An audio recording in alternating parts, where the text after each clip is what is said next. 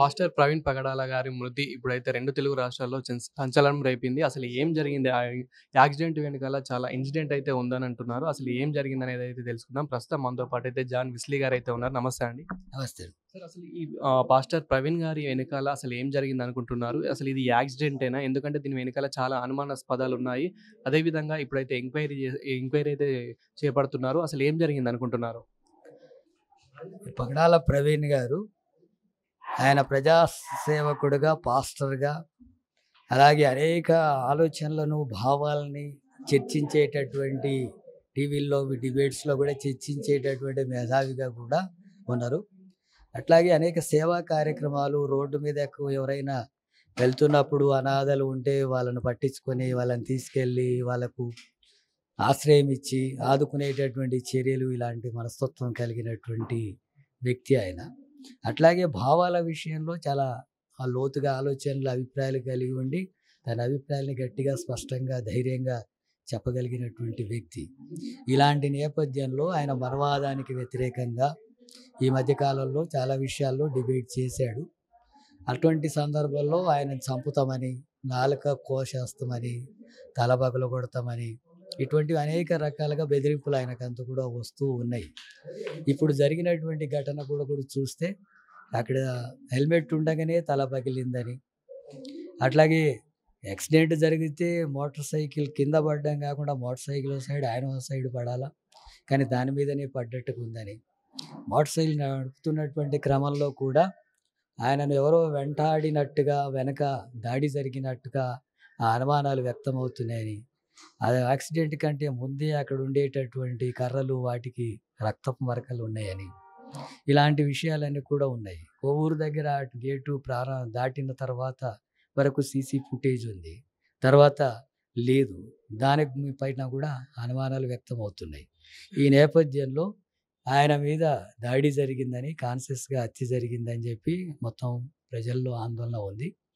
కానీ అట్లా కాదు, యాక్సిడెంటే జరిగింది అనేటటువంటి పద్ధతిలో మరోవైపు చర్చ జరుగుతుంది.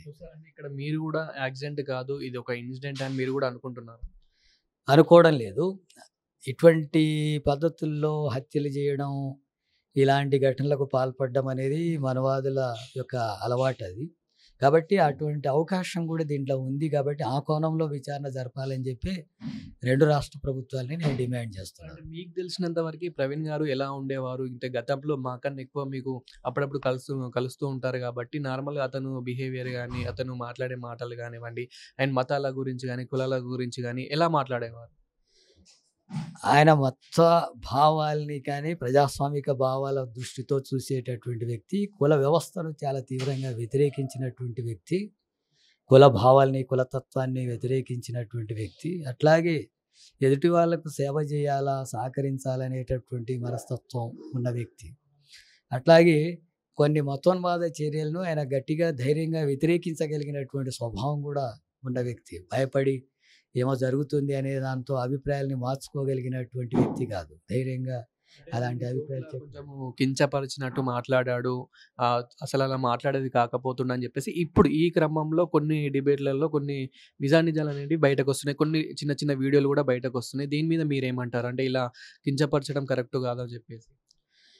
అంటే ఎవరిదైనా సరే, ఏ మతాన్నైనా సరే అందులో ఉన్న లోపాల మీద చర్చిస్తే తప్పేం లేదు. కానీ వ్యంగ్యం చేయడము, కించపరచడం అనేది అది ఎవరు పాల్పడ్డా కరెక్ట్ కాదు. ఆ నేపథ్యంలో ఈయన మాట్లాడినటువంటివి ఆరోపణలో ఉన్నాయనేదైతే నేను ఇప్పటివరకు గమనించలేదు. అటువంటి విషయాలు ఏవైనా ఉంటే, అవి వాస్తవాలు అయి ఉంటే అది సరైంది కాదని కూడా చెప్పొచ్చు.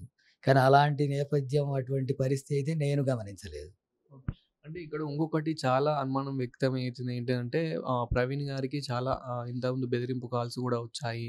సో, గతంలో చాలామంది బెదిరించారు అని చెప్పేసి ఇట్లా ఇప్పుడు చాలా వైరల్ అవుతున్నాయి. అసలు ఇంతకీ అతనికి శత్రుత్వం ఎవరి నుంచి ఎక్కువ ఉంది అని మీరు అనుకుంటున్నారు? నా దృష్టిలో అతని ప్రధానంగా కుల వ్యవస్థను వ్యతిరేకించడం కానీ, మనువాదాన్ని వ్యతిరేకించడం కానీ చేశాడు. ఆర్గ్యుమెంట్స్ కూడా చేశాడు. ఆర్గ్యుమెంట్స్ చేసినటువంటి నేపథ్యంలో ఇది మనువాదానికి సంబంధించినటువంటి వ్యక్తులే, అటువంటి శక్తులే ఇలాంటి చర్యలకు పాల్పడే అవకాశం ఉంది. మతోన్మాద రాజకీయాలను రెచ్చగొట్టేటటువంటి ధోరణి ఇప్పుడు రాష్ట్రంలో పెరుగుతుంది. మత సామరస్యం కాకుండా మతాల మధ్య విద్వేషాలు రెచ్చగొట్టి ఘర్షణలు సృష్టించి రాజకీయ లబ్ధి పొందాలనేటటువంటి రాజకీయ విధానాలు ప్రస్తుతం మన రాష్ట్రంలో కూడా పెరుగుతున్నాయి. ఇది దేశవ్యాప్తంగా బీజేపీ పెంచి పోషిస్తుంది, ఆర్ఎస్ఎస్ పెంచి పోషిస్తుంది. అనేక సంస్థలు దానికి అనుగుణంగా పనిచేస్తున్నటువంటి పరిస్థితులు ఉన్నాయి. అందుకని ఆ రూపంలో అనుమానాలు వ్యక్తమవుతున్న పరిస్థితి కూడా ఉంది. సో పోస్ట్‌మార్టం రిపోర్ట్‌లు గూడా ఇప్పటికి రాలేదు. ఇప్పటికి గూడా చాలా ఇవి నెగ్లెక్ట్ జేస్తున్నారు. చాలా డిలే జేస్తున్నారు.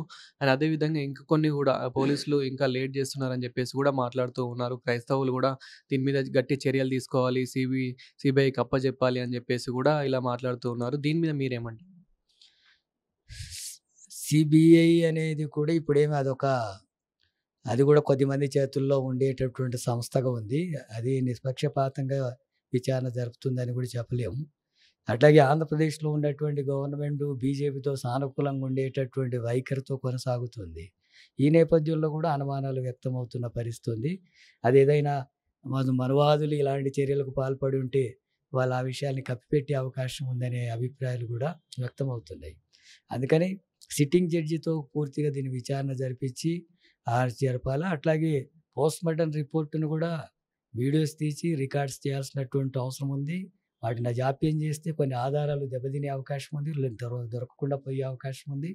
కాబట్టి ఈ విషయాలన్నిటి మీద కూడా అవసరమైనటువంటి నేపథ్యంలో బాధితులు సుప్రీంకోర్టు డైరెక్షన్‌ను ఆ సహకారాన్ని కూడా తీసుకుంటే ఎక్కువ ఉపయోగంగా ఉండే అవకాశం ఉంది. సో ప్రతి కుటుంబంలో గొడవలనేటివి సహజం. ఇట్లా అన్నదమ్ముల మధ్యలో గానివ్వండి, ఇలా గొడవలనేటివి సహజం. సో ప్రవీణ్ గారి కుటుంబంలో ఇలాంటి గొడవలేమైనా ఉన్నాయా? ప్రవీణ్ గారి కుటుంబంలోనే శత్రువులు ఎవరైనా ఉన్నారా? అలాంటి పరిస్థితి ఇప్పుడు వరకు ఎప్పుడు వినలేదు. వాళ్ళంతా కూడా కలిసే ఉండే సేవా కార్యక్రమాలు చేస్తున్నారు. అట్లాగే సమాజంలో కొంతమందికి సహాయపడే చర్యలు కూడా చేస్తున్నారనేదే విన్నాం. కుటుంబ సమస్యలుంటే ఇప్పటికే అర్థమైపోయి ఉండేవి, బహిర్గతం అయి ఉండేవి, ఎందుకు జరిగిందనే విషయాలు చర్చకు వచ్చి ఉండేవి. ఆ నేపథ్యంలో ఇటువంటి ఘటన జరిగే అవకాశం లేదు. ఫైనల్‌గా ప్రభుత్వం గురించి ఏం చెప్తారు? ఈ సంఘటన గురించి ఏం చెప్తారు? 2 రాష్ట్ర ప్రభుత్వాల పరిధిలో ఈ ఇష్యూస్ ఉన్నాయి. ఆయన నివాసం ఉండేది ఇక్కడ, కానీ చనిపోయిందేమో ఆంధ్రాలో. కాబట్టి అక్కడ హత్యకు సంబంధించినటువంటి ఘటనల మీద చంద్రబాబు నాయుడు ప్రభుత్వం కూడా సిన్సియర్‌గా వాటి వాస్తవాలను బయటకు తీసి నిందితుల్ని కఠినంగా శిక్షించేటట్టుగా చర్యలు తీసుకోవాలా. దాని మూలాలు తెలంగాణలో ఉండే అవకాశాలు ఉన్నాయి. వాళ్ళు ఇక్కడ నివాసం ఉంటున్నారు. ఇక్కడ వాళ్ళకి వ్యతిరేకత అంశాలు కొన్ని వాళ్ళ అభిప్రాయాలను బట్టి వచ్చినటువంటి సందర్భాలు ఉన్నాయని క్రైస్తవుల్లో కానీ పాస్టర్లో కానీ ఆందోళన వ్యక్తమవుతుంది. ఆ నేపథ్యంలో తెలంగాణ ప్రభుత్వం కూడా వాటి మీద సరైనటువంటి దృష్టి పెట్టి సమగ్ర విచారణ జరిపి నిందితుల్ని కఠినంగా శిక్షించడానికి మన ప్రభుత్వం కూడా సహకరించాలా, చర్యలు తీసుకోవాలని కోరుతున్నారు. Thank you.